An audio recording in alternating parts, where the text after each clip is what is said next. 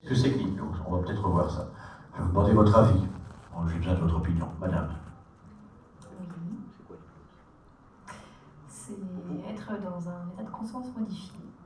Alors, ça c'est bien. Être dans un état de conscience modifié. Pas mal. Madame, pour vous?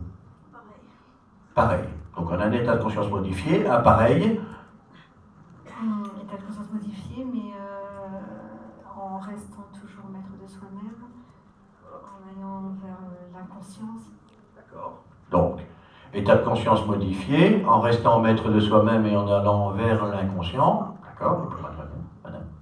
Aucune idée. Ça c'est très bien aussi, j'adore. Donc nous avons un état de conscience modifié, un état de conscience modifié où on reste maître de soi-même, aucune idée. C'est juste tout ce qui a été dit, c'est tout ce qui a été dit. Sauf que je voulais rajouter qu'on est entre Attendez, vous allez en faire profiter. dans un état entre veille et sommeil en fait. Dans un état entre veille et sommeil. Bon alors naturellement. Quand c'est pas ericksonien. Quand ça n'est pas ericksonien, ça c'est intéressant ça. Voilà. Ça c'est intéressant ça. On va en discuter après. Okay. Alors, tout ce qui a été dit est vrai. De toute façon. Déjà, première chose, si c'est ce que vous pensez, il n'y a aucune raison que ce ne soit pas vrai. Hein? Ne fût-ce que pour vous. Voilà. L'hypnose, d'abord, c'est en effet, c'est un état. Un état de conscience, en effet, modifié, on peut le dire. C'est un état surtout qui est naturel. Vous êtes dans un état de type hypnotique 10 fois, 15 fois, 20 fois par jour. Simplement, vous ne le savez pas. Donc, vous n'en profitez pas. Vous avez l'impression d'être un petit peu dans les nuages, d'avoir déconnecté un instant. Ça peut durer un millième de seconde, comme ça peut durer 5 minutes, 10 minutes. Par exemple, quand vous montez dans votre moyen de transport, que ce soit une voiture ou un métro, vous arrivez à l'autre bout. Et qu'est-ce qui s'est passé entre les deux? C'est votre inconscient qui a pris le relais. Vous êtes parti ailleurs pendant un instant. Donc, un état naturel. Ça veut dire que, chose importante, déjà on commence par ça, tout le monde est hypnotisable. D'accord? Si vous savez dormir, si vous savez être réveillé, ben vous savez être hypnotisé. Tout simplement. Ce qui ne veut pas dire que tout le monde peut être hypnotisé. Il y a des gens, on va éviter, en tout cas on va les laisser à des médecins très spécialisés, on appelle ça des psychiatres. D'accord? Quelqu'un qui est réellement en paranoïa profonde, quelqu'un qui est en schizophrénie profonde, quelqu'un... Enfin, tout ce type de problème, on va laisser ça aux médecins. Pourquoi? Parce que simplement, ces gens sont déjà quelque part dans une forme naturelle et maladive d'hypnose. Ils sont déjà complètement dissociés. Mais on ne sait pas trop où ils sont partis. Alors imaginez qu'on les refragmente encore un peu plus, on ne sait pas ce qu'il va en rester. Hein.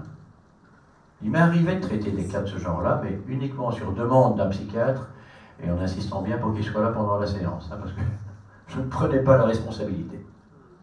D'accord? Bien. À côté de ça, l'hypnose, ce sont aussi des outils. Ce sont les outils qui vont nous permettre d'aller vers ces états de conscience modifiés. Alors on va les répartir en 3 grosses catégories. Première catégorie, qui a déjà vu un spectacle d'hypnose, genre Mesmer ou quelque chose de ce genre-là? Allez, qui a déjà vu d'hypnose de spectacle? Voilà, bon, il y en a quelques-uns. Alors l'hypnose de spectacle, c'est quelque part une des plus anciennes manifestations de l'hypnose. C'est aussi celle qui nous pose quelques problèmes de temps en temps parce que ça fait peur aux gens. On se dit, attends, si je me fais hypnotiser, il va me transformer en poule, en chien, en canard. Non. Bon. Alors, d'abord, on ne peut pas vous transformer en quoi que ce soit si vous n'êtes pas d'accord. Hein, dites-vous bien ça. Bon, à la limite, si vous préférez être un labrador plutôt qu'un chihuahua, on peut choisir. Okay? Alors, si vous n'êtes pas d'accord, ça ne marchera pas. Deuxièmement, ce sont des techniques hypnotiques qui ne fonctionneront que sur 3% de la population. 3% de la population. Pourquoi? Parce que l'hypnotiseur de spectacle a besoin que ça aille vite, très vite. Il n'a pas le temps de passer une demi-heure à mettre quelqu'un dans le bon état. Donc il choisit, imaginez, moi j'ai vu un spectacle de Mesmer, 5000 personnes dans la salle, Ils vont faire monter 15 sur scène. Alors, il va faire quelques tests, il va laisser monter les 15 qui semblent les plus suggestionnables, les plus rapidement suggestionnables, et il va les faire monter sur scène. Sur ces 15-là, de toute façon, ils vont renvoyer 5 s'asseoir.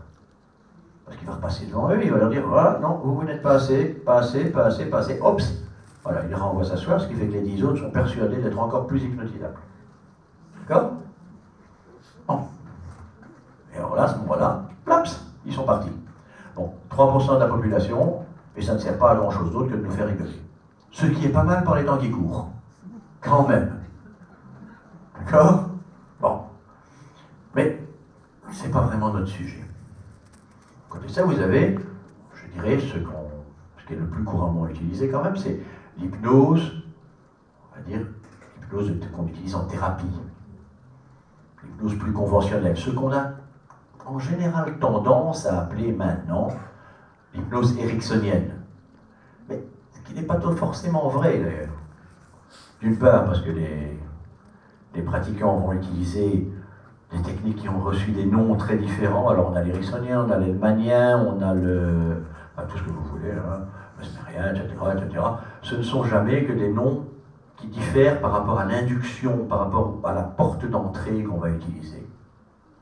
Il y en a qui vont un peu plus vite, il y en a qui vont un peu moins vite, mais une fois qu'on est passé, une fois qu'on est à l'intérieur, tout ça revient exactement au même. Là, c'est une hypnose, vous vous asseyez, moi je suis hypnothérapeute, vous arrivez, vous asseyez en face de moi, vous m'expliquez un petit peu votre problème, enfin un petit peu plus qu'un petit peu, si on veut le faire bien quand même, et puis je parle. Voilà, simplement, tranquillement, à votre rythme, vous allez respirer, etc., etc., etc. Bon, si vous ne vous rendez pas compte, si au cas où par exemple vous êtes trompé de porte, et que vous ne vous rendez pas compte qu'on est en train de vous mettre en état d'hypnose, je pense que l'hypnothérapeute n'est pas le seul thérapeute que vous devriez aller voir. Mon avis, il faudrait quand même éventuellement aller voir soit un ophtalmologue et un spécialiste des oreilles. D'accord? Vous vous en rendez compte, vous êtes au courant. Ok? Bon, vous suivez. Et ça donne d'excellents résultats. Bon, quand je travaille en thérapie, je vais quand même régulièrement utiliser cette technique-là, parce que c'est quand même quelque chose qui nous permet de faire des choses extraordinaires, très très loin. Et puis, à côté de ça, il y a, tout derrière là-bas, celle dont on parle le moins, celle qui est la moins connue et qui pourtant est peut-être la plus utilisée. L'hypnose éveillée conversationnelle. Alors le nom compliqué, éveillé conversationnel, les Anglais appellent ça, les Anglais américains appellent ça covert hypnosis. Hypnose cachée, hypnose couverte. Si je traduis ça littéralement en français, je fais encore plus peur aux gens. Donc, il fallait bien trouver autre chose. Hypnose éveillée, parce que dans l'esprit de pas mal de monde, on est dans une sorte de sommeil quand on est en hypnose. Et conversationnel, simplement parce qu'on va le placer dans la conversation tout à fait normale. À quoi ça sert? C'est peut-être intéressant de le savoir. Hein. Plusieurs solutions. Un, thérapeutique, bien sûr. Alors, nous avons l'hypnothérapeute. Alors, on pourrait trouver ça bizarre. Tiens, un hypnothérapeute, les gens savent qu'ils vont se faire hypnotiser. Alors, pourquoi utiliser une hypnose qui est dans la conversation? Une hypnose qui ne se remarque pas? Simplement parce que moi, ça m'est déjà arrivé de voir des gens qui viennent chez moi et me disent « On m'a dit que vous pouviez m'aider, mais je vois que vous faites de l'hypnose, je trouve ça embêtant. J'ai un peu peur. » Ne vous inquiétez pas, on va discuter, on va commencer par discuter. Et c'est parti mon kiki. Et ils s'en rendent pas compte. Et arrive un moment donné où quelque part, ça y est, ils sont prêts. Et là, on peut éventuellement passer à une hypnose plus conventionnelle. Et encore, souvent, on peut même rester là-dessus, mais de toute façon, je finis toujours par une hypnose plus conventionnelle. Pourquoi? Parce que les gens sont venus chercher souvent une hypnose conventionnelle. Donc il faut leur donner ce qu'ils ont envie d'avoir, pour qu'ils acceptent ce qu'on leur a vraiment fourni. Ça, ce sont les hypnothérapeutes. Maintenant, il y a les autres thérapeutes. Acupuncteurs, médecins, kinés. Tous des gens qui, lorsque vous allez chez eux, vous ne vous attendez pas à vous faire hypnotiser, de façon générale.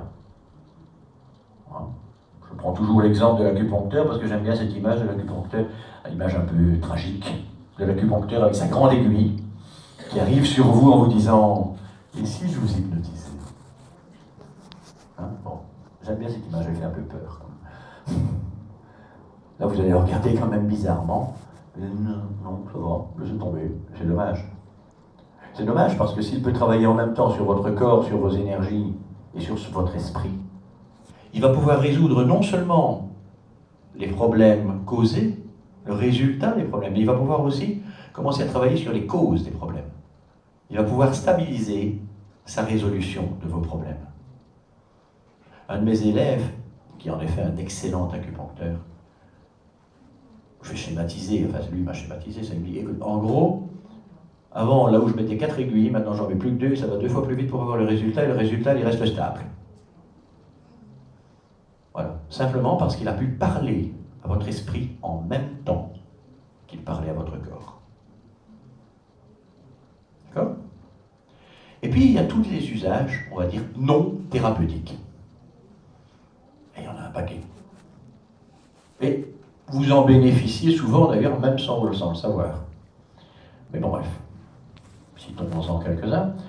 Les enseignants, les éducateurs, les coachs, les commerciaux, les avocats, les DRH, les politiciens, les gens qui font du marketing, les gens qui font de la publicité. Toutes, ah oui, j'oubliais, un métier important qui a des enfants. Hein? Vous allez comprendre la suite. Tous les métiers où on a besoin d'avoir une communication efficace. Alors les enfants, ça dépend encore quel âge. Hein. Mais qu'il y a des jeunes enfants encore dans cette salle? Il y en a? Oui, moi j'en ai encore des jeunes. C'est pas évident tous les jours. Mais alors je vous dis pas quand ils sont adolescents. D'accord? Et puis alors, quand ils sont juste entre l'adolescent et l'âge adulte. Alors là, hein, quand ils ont fini de s'affirmer et qu'ils disent ça y est, je suis déjà adulte. Mon Dieu Seigneur. Pas toujours évident de communiquer avec eux, non plus. Alors, cette hypnose conversationnelle, elle permet justement d'aller en profondeur, d'aller directement en profondeur, en communication avec les parties de votre inconscient, qui, elles, vont prendre les décisions. Elle permet d'aller en profondeur avec la partie émotionnelle, parce que toute prise de décision sera émotionnelle, et que toute action ne se fera qu'après une émotion et qu'après une décision. C'est la partie qui va vous permettre de pouvoir expliquer en direct à l'inconscient de votre interlocuteur que ce que vous avez à lui proposer est ce qui lui correspond le mieux. D'accord? Alors maintenant, comment est-ce qu'on peut utiliser ça? C'est bien. Pour vous l'expliquer, il est clair que nous avons un tout petit souci. Pour vous l'expliquer brièvement en 1 heure, bien sûr. Hein. Nous avons un tout petit souci. Ça ne se voit pas, ça ne s'entend pas, ça ne se remarque pas. Vous avez déjà essayé de montrer quelque chose d'invisible à quelqu'un à vous? Pas toujours évident. Hein. Alors qu'est-ce qu'on va faire? On va le rendre visible. Et on va même le rendre très visible.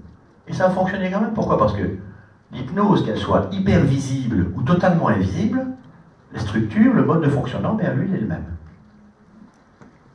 Alors on va faire quelques petites expériences, si vous êtes d'accord, bien entendu. Je vous rappelle qu'il ne peut se passer que ce avec quoi vous êtes d'accord. Et pour ça, eh bien, je vais avoir besoin...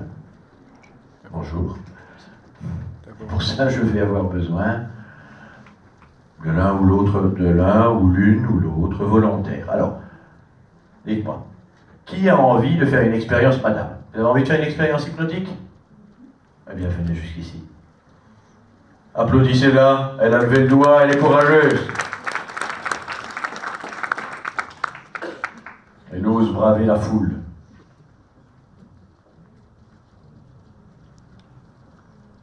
Bonjour, madame. Et merci donc d'être présente ici.